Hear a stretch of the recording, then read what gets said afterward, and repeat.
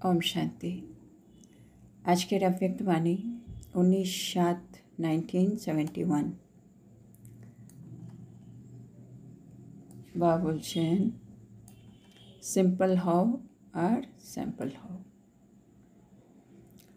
তো আগের দিন বাবা আমাদেরকে বোঝাচ্ছিলেন যদি আমরা নিরন্তর বুদ্ধিতে সেবা সেবা সেবাই রাখি, বাবার সেবা, তাহলে আমাদের লক্ষ্যের প্রবৃত্তি কিন্তু ঈশ্বরীয় প্রবৃত্তিতে পরিবর্তন হয়ে যাবে। तो बाबा बोलছেন तो ये ग्रुप नवीनता क्या दिखाएगा। এই গ্রুপ এখন কি নবীনতা করে দেখাবে। जो कोई ग्रुप ने न दिखाई हो, যেটা অন্য কোনো গ্রুপ এখনো দেখায়নি। कोई ना कोई नवीनता जरूर लानी है। বা চাইছে কোনো না কোনো নবীনতা আমরা অবশ্যই যেন নিয়ে আসি। खास भट्टी में आते हो तो अपने में परिवर्तन भी खास होना चाहिए। বলছে যখন তোমরা ভট্টিতে আসো, হ্যাঁ, ভট্টি মানে বিশেষ ভট্টি, কোনো বিশেষ পরিবর্তন তোমাদের মধ্যে অবশ্যই আসা উচিত।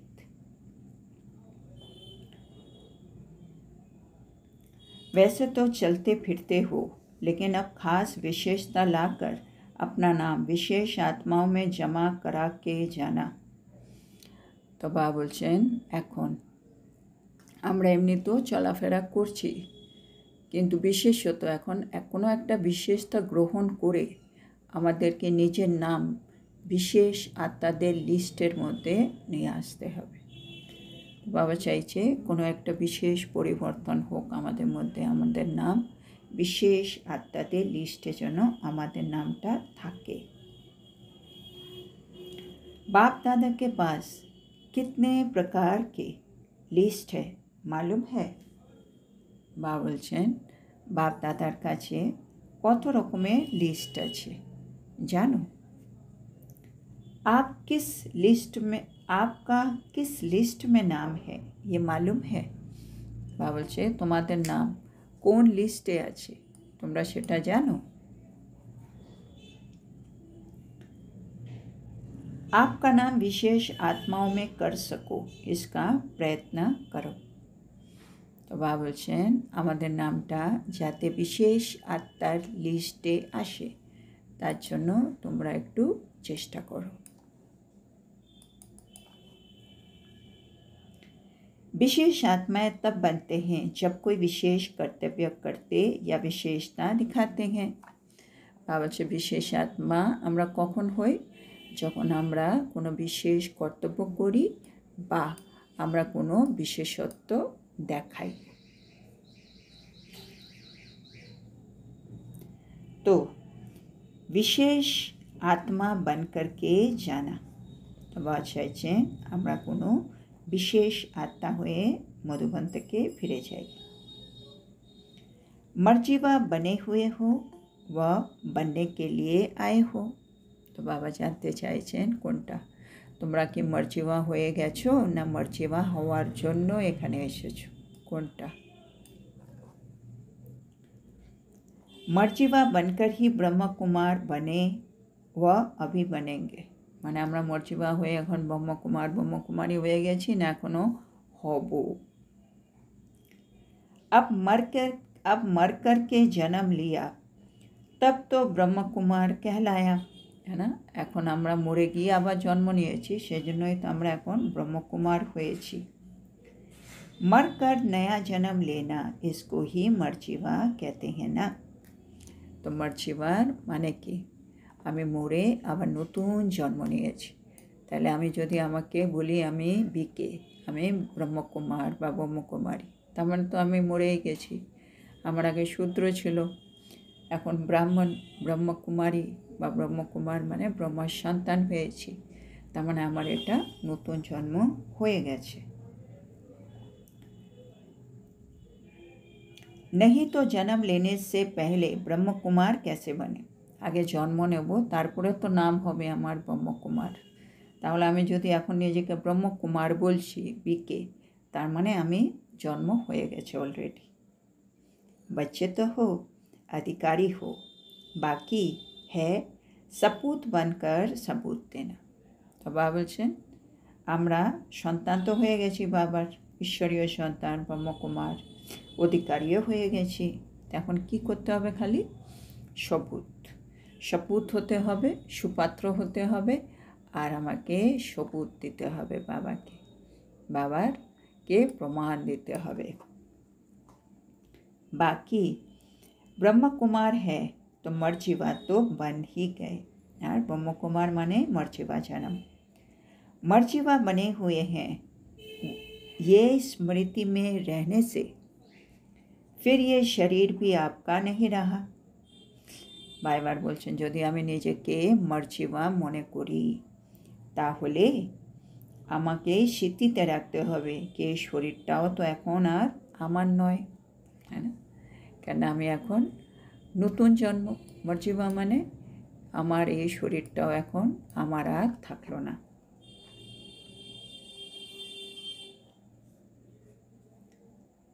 ये शरीर बाप ने ईश्वरीय सर्विस के लिए दिया है। তাহলে এই শরীরটা কি জন্য? এই শরীরটা বাবা আমাকে ঈশ্বরীয় সার্ভিসের জন্য দিয়েছে। এই শরীরটা এখন আমার নয়। आप तो मर चुके हो ना, हैं बाबा बच्चे तुम्हें तो मरे गए, लेकिन ये पुराना शरीर सिर्फ ईश्वरीय सर्विस के लिए मिला हुआ है। और ये पुरानो शरीरटा बाबा आमादेर ईश्वरीय सर्विसेर जन्य दिएछे। ऐसा समझकर चलने से इस शरीर को भी अमानत समझेंगे। এটা যদি আমরা মনে রাখি তাহলে এই পুরনো শরীর এটাকে আমরা বাবার আমানত মানে বাবার দেওয়া গচ্ছিত ধন এইভাবে মনে করে আমরা চলব।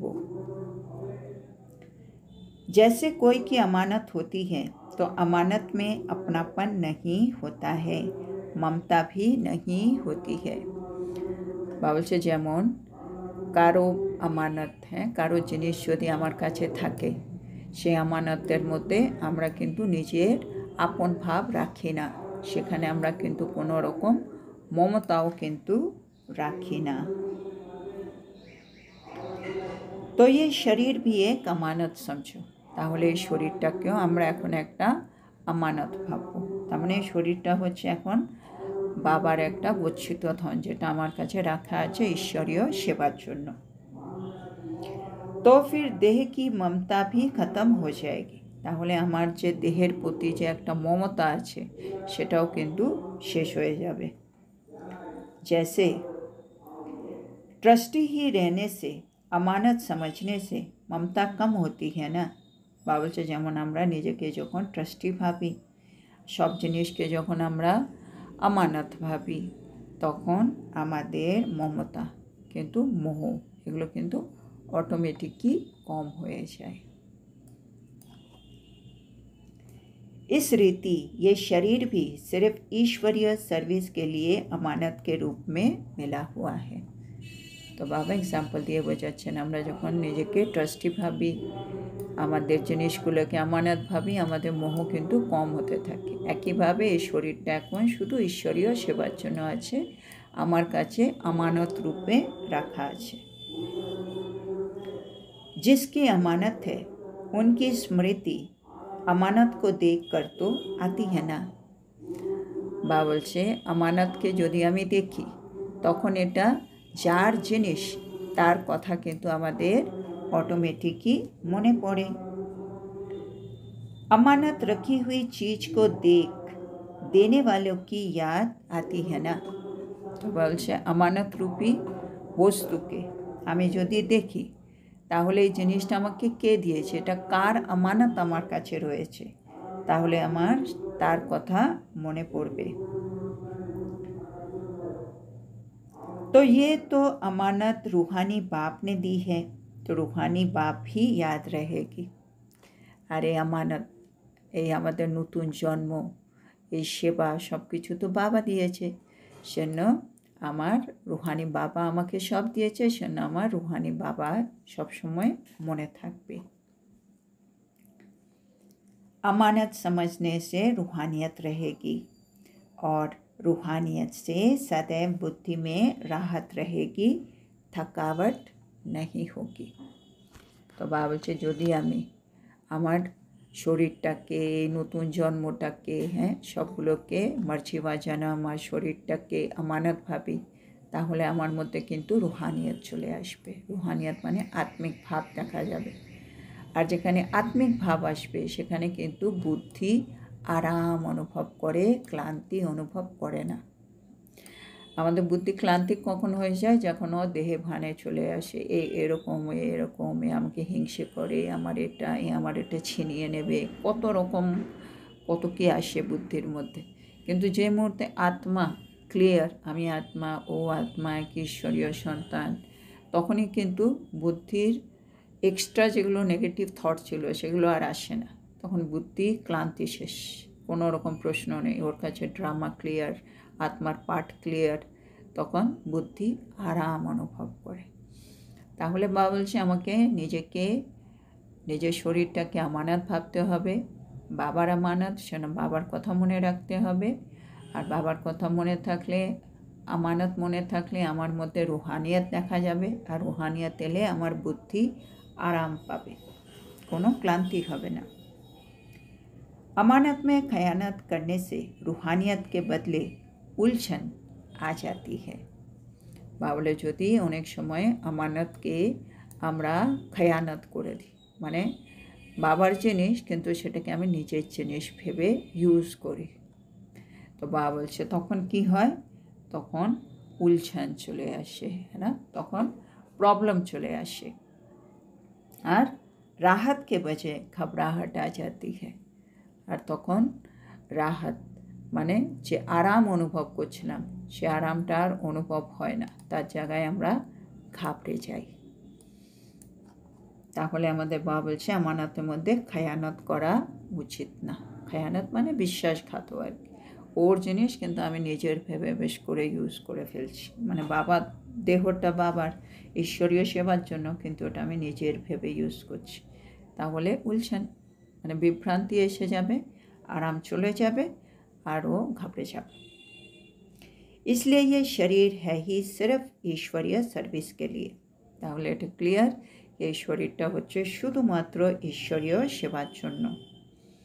আমানত समझने से ऑटोमेटिकली रूहानियत की स्थिति रहेगी।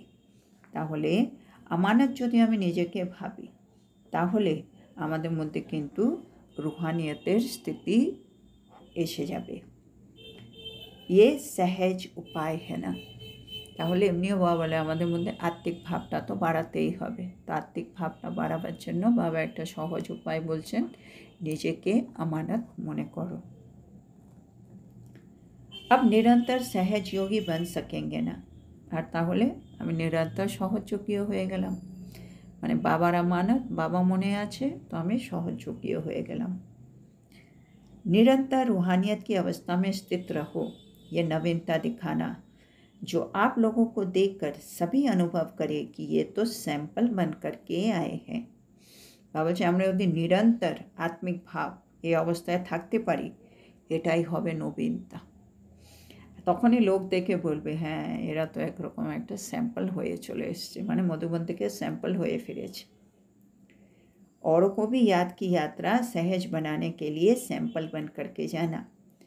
তাহলে আমি স্যাম্পল হয়েছি, আমাকে দেখে অন্য আত্মারাও বাবাকে ইজিলি স্মরণ করবে।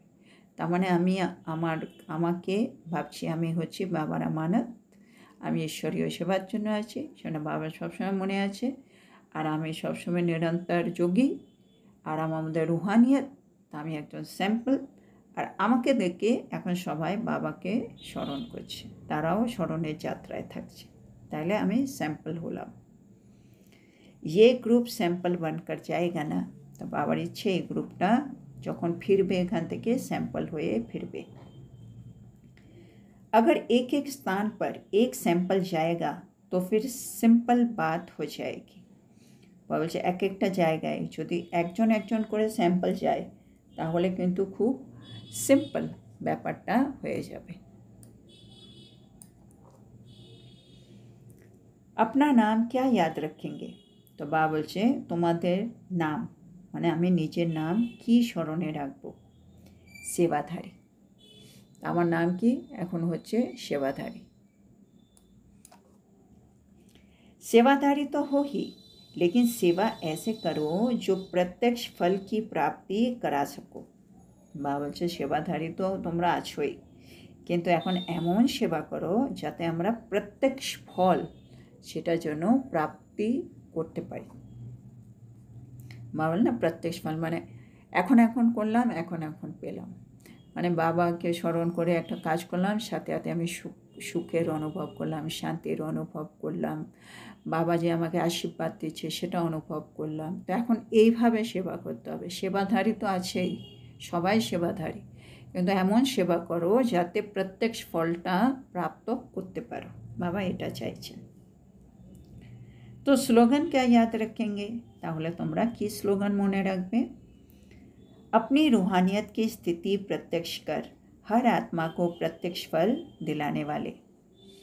আমাদের এখন কি হবে? নিজের আত্মিক ভাবের স্থিতিটাকে প্রত্যক্ষ করব, প্রত্যেক আত্মাকে প্রত্যক্ষ ফল প্রদান করব। ये है इस ग्रुप का कर्तव्य। এটা হবে এই গ্রুপের কর্তব্য। जितना अपनी रूहानियत की स्थिति को पक्का करेंगे उतना प्रत्यक्ष फल दे सकेंगे। হ্যাঁ, তো প্রত্যক্ষ ফল আমরা কী করে দেব বা কী করে অনুভব করব? বা বলছে যত যত আমি আত্মা রুহানিয়তের স্থিতিটাকে পাকা করব, তো যত আমি রুহানিয়তের স্থিতিতে স্থিত হয়ে সেবা করব, তখনই কিন্তু আমি প্রত্যক্ষ ফল অনুভব করব।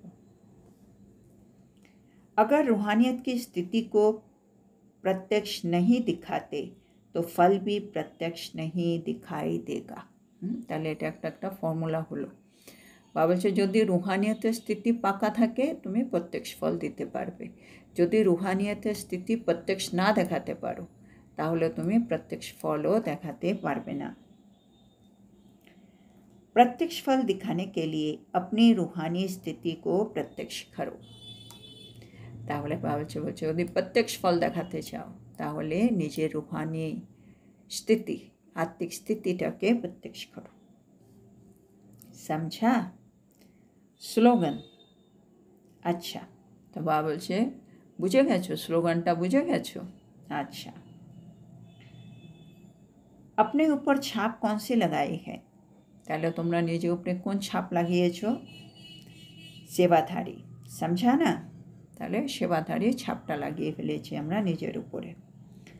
मनसा में भी सेवा और ये ग्रुप मुख्य त्याग क्या करेगा जिस त्याग से तपस्वी बन सकेगा। তো বাবা বলছে তোমরা তো সেবাধারী, মনসা দিয়েও সেবা করবে। আচ্ছা, এই গ্রুপটা কি মুখ্য ত্যাগ করবে যাতে তারা তপস্বী হতে পারবে? आपकी प्रैक्टिकल दिनचर्या में बहुत करके विघ्न रूप क्या होता है?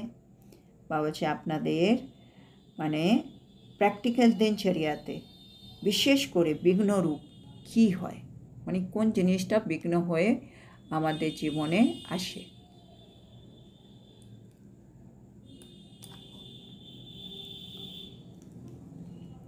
एक शब्द में इसको कहेंगे रोप। আর এটাকে এক শব্দে বলা হয় রোপ। মানে রোপটা আমার জীবনে একটা বিঘ্ন হয়ে আসে। রোপ থাকলে মানে রোয়াব থাকলে কি হবে? আমার রুহানিয়তটা থাকে না। যেখানে রুহানিয়ত আসে ওখানে রোপ থাকবে না। इसलिए रूहानी रुहाब नहीं आता है। সেজন্য আমাদের মধ্যে রুহানি মানে আত্মিক রুহাব যেটা দেখা যাওয়ার কথা সেটা দেখা যাচ্ছে না, কেন আমার মধ্যে রোপটা রয়ে গেছে। तो बाबा बोलছে प्रवृत्ति में जो रोप रखते हो कि मैं रचयिता हूँ, या व्यवहार का भी जो रोप रहता है, संबंध में भी मुख्य विघ्न रोप आता है। तो আমাদের মেইনলি রোয়াব এখনও রয়ে গেছে, বিকারটা বাবা বলছেন। প্রবৃত্তিতে আমরা থাকি কিন্তু আমাদের মানে ভাবনার চিন্তার মধ্যে থাকে আমি রচয়িতা, হ্যাঁ না, আমি উপার্জন করি, আমি সংসার চালাচ্ছি, এই জিনিসগুলো ভেতরে থেকে আছে, এটা আমার ব্যবহারে আসছে, এটা আমার সম্বন্ধে আসছে। আর এই রোয়াবটাই হচ্ছে আমার জন্য একটা বড় বিঘ্ন এখন। কিসে? আমার রুহানিয়াতে আত্মিক ভাবে আসার। তো इसका त्याग करना है, তাহলে এটাকে ত্যাগ করতে হবে। সেবাধারী রোপ नहीं दिखाते। সেবাধারীরা কখনো রোয়াব দেখায় না।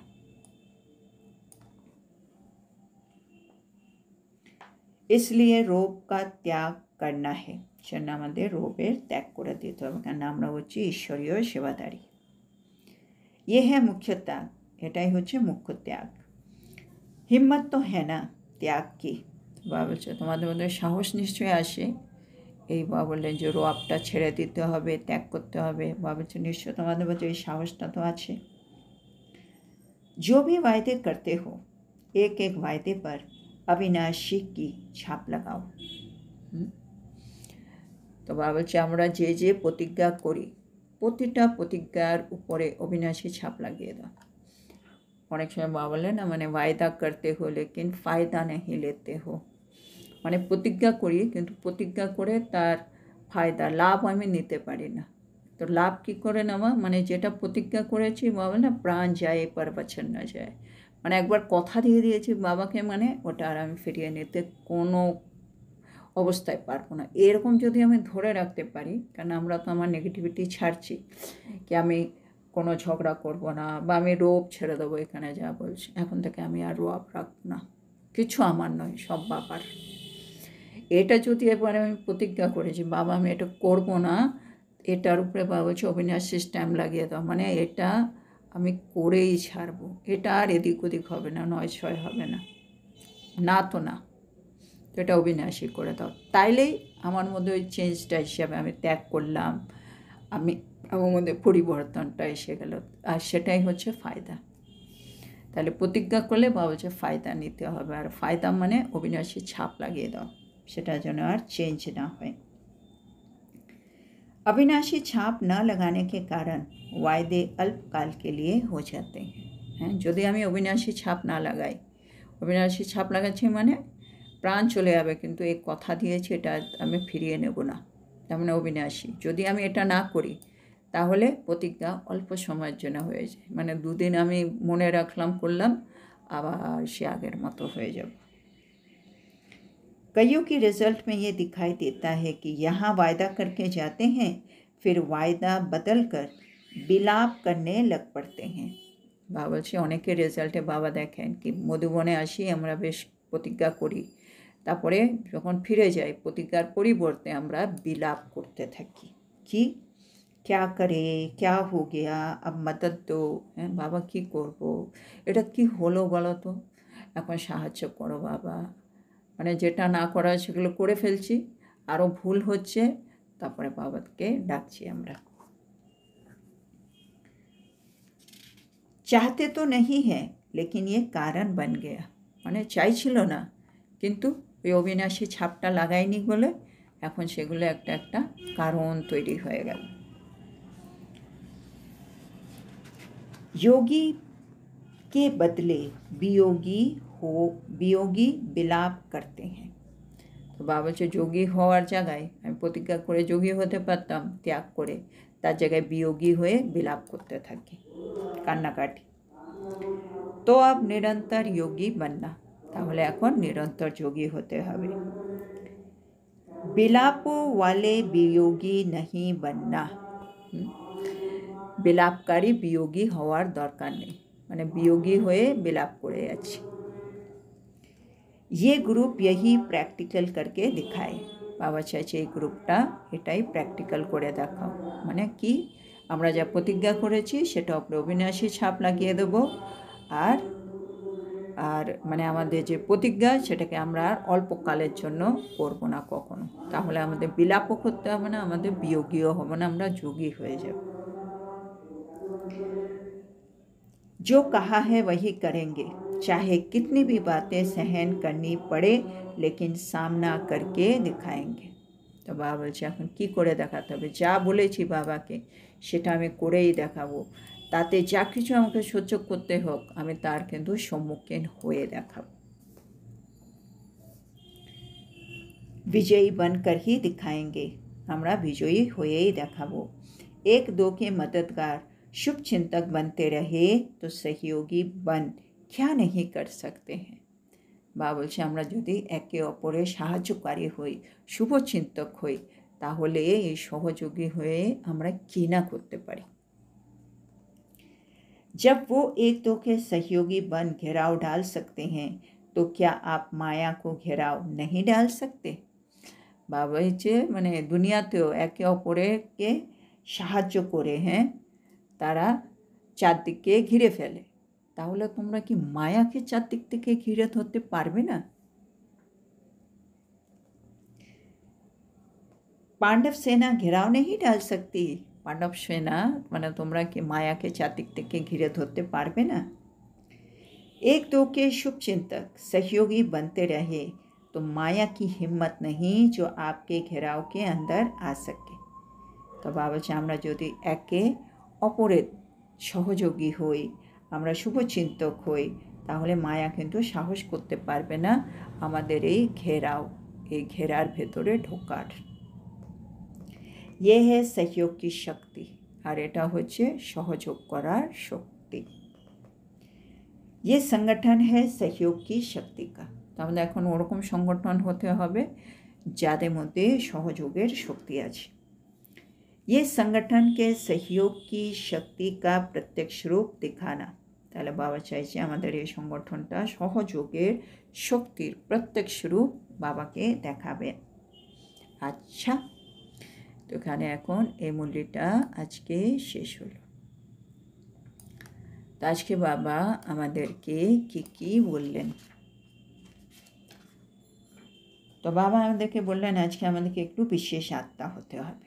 বিশেষ আত্মা মানে তারা কোনো বিশেষ কর্তব্য করবে, নাহলে তাদের মধ্যে কোনো বিশেষতা থাকবে। তো বিশেষত্ব দেখাতে হবে, নাহলে বিশেষ কর্ম করে আমাদেরকে নিজের নাম বিশেষ আত্মার লিস্টে নিয়ে আসতে হবে। তারপরে বাবা বলছে মর্জিবা হয়েছ না মর্জিবা এখনো হবে। বাবা বলছে মর্জিবা মানে মরে নতুন জন্ম যে নিয়েছে। বলছে তোমরা তো এখন নিজেকে ব্রহ্মকুমার বলো, তার মানে তো তোমরা সন্তানও হয়েছো, অধিকারীও হয়ে গেছো, মর্জিবাও হয়ে গেছো। এখন খালি শপথ হও আর বাবাকে শপথ দাও। তারপরে বাবা বলছে এখন যখন আমরা মর্জিবা হয়ে গেছি, তাহলে এটা আমাদের স্মৃতিতে রাখতে হবে এই শরীরটা কিন্তু এখন আর আমার নয়, এটা আমাকে বাবা দিয়েছে ঈশ্বরীয় সেবার জন্য। সেটা এটা হচ্ছে এখন আমানত। তো বাবা বলছে এটা হচ্ছে আমানত, সেটা আমানতের মধ্যে এখন কোনো মানে নিজের ভাব নেই, আপন নাকি হে এর মধ্যে, এটা আমার নয়, আপন ভাব নেই, আর এর মধ্যে কোনো মমতাও নেই। যেমন বাবা বলছে ট্রাস্টি হয়ে থাকলে সে সব জিনিসকে আমানত ভাবে, তার মধ্যে কোনো মোহ থাকে না। একইভাবে এই শরীরটাও আমার কাছে বাবার একটা দেওয়া গচ্ছিত ধনের মতো এখন, সে আমার এর মধ্যে কোনো মোহ নেই, এটা শুধু ঈশ্বরীয় সেবার জন্য আছে। এটা যদি আমি মনে রাখতে পারি, এবার এইটা হচ্ছে আমার আমানত।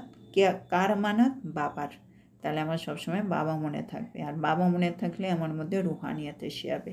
রুহানিয়ত এসে গেলে আমার বুদ্ধি একটু আরাম পাবে, বাবা বলছে, আরও ক্লান্তি অনুভব করবে না। এরই উল্টো যদি আমি আমানতে খায়ানত করি, তাহলে বাবা বলছে রুহানিয়ত তো আসবে না, তোমার মধ্যে আরও উলঝন দেখা যাবে, মানে তুমি বিভ্রান্ত হবে, আরাম পাবে না, বুদ্ধি আরও ঘাবড়ে যাবে। সেজন্য নিজেকে আমানত ভাবো ঈশ্বরীয় সেবার জন্য, তাহলে তুমি নিরন্তর রুহানিয়তের অবস্থায় স্থির থাকতে পারবে। আর সেটাই নবীনতা বাবা দেখতে চাইছে, মানে 24 ঘন্টা আমি রুহানিয়তের স্থিতিতে আছি। তারপরে বাবা বলছে আমরা হচ্ছে সেবাধারী। আর সেবাধারী কী করতে হবে? বাবা বলছে এমন সেবা করো যাতে প্রত্যক্ষ ফলে প্রাপ্তি করাতে পারো। আর কিন্তু প্রত্যক্ষ ফলে প্রাপ্তি কে করাতে পারবে? যে যত রুহানিয়তের স্থিতিকে পাকা করবে। রুহানিয়তের স্থিতি প্রত্যক্ষ হলে ফলও প্রত্যক্ষ হবে। রুহানিয়তের স্থিতি প্রত্যক্ষ না হলে বাবা বলছে তোমার প্রত্যক্ষ ফলের প্রাপ্তিও কিন্তু হবে না। তো তাহলে তোমাদের না মেইন একটা ত্যাগ করতে হবে বাবা বলছে। যে ত্যাগটা করতে হবে কেন, সেটা আমাদের বাবা বলছে রুহানিয়তের মধ্যে একটা বিঘ্ন হয়ে দাঁড়িয়েছে, আর সেটা হচ্ছে রোগ। প্রবৃত্তিতে আমরা একটু রোয়াব রাখি কি আমি হচ্ছে রচয়িতা, আর সেটা আমাদের ব্যবহার আর সম্বন্ধের মধ্যে দেখা যায়। তো সেটা বলছে বাবা এই রোয়াবটাকে এবার ত্যাগ করো, আর এটার জন্য সাহস রাখো। আর যেটা তোমরা বাবার সামনে প্রতিজ্ঞা করছো তার মধ্যে একটা অবিনাশী ছাপ লাগাও। তারপরে বাবা বলছে অবিনাশী ছাপ না লাগালে কিন্তু এটা অল্পকালের হয়ে যায়। আর অল্পকালে হলে কী হবে, কিছুদিন পরে তোমরা বিলাপ করতে থাকবে, বিয়োগী হয়ে যাবে, তোমরা যোগী হতে পারবে না। সেটা এখন যা তোমরা বাবাকে কথা দিয়েছ সেটা এখন করে দেখাবে। তার জন্য যতই কিছু সহ্য করতে হোক তোমরা করবে, কিন্তু তোমরা সেই বিষয়টাকে সম্মুখীন হয়ে বিজয়ী হয়ে দেখাবে। আর একে অপরের শুভচিন্তক হও, সহযোগী হও, একে অপরের মদতগার হও। তাহলেই দেখবে তোমাদের এই সংগঠনটা সহযোগের শক্তি দিয়ে কি না করতে পারে। আর মায়া সেখানে ঘেরা ঢালতে পারবে না, মানে ওখানে ঢুকতেই পারবে না। তো এখন বাবা চাইছে আমরা এখন বাবার সামনে যা ওয়াদা করব সেগুলোকে একটু অবিনাশী ছাপ লাগিয়ে দেবো, আর রোয়াবটাকে একটু ত্যাগ করতে হবে, আর সংগঠনের শক্তি, সহযোগের শক্তিটাকে বাড়াতে হবে। তো আজকের এত সুন্দর শিক্ষার জন্য আমরা আমাদের প্রিয় শিব বাবাকে বলবো ধন্যবাদ বাবা, ধন্যবাদ। ওম শান্তি।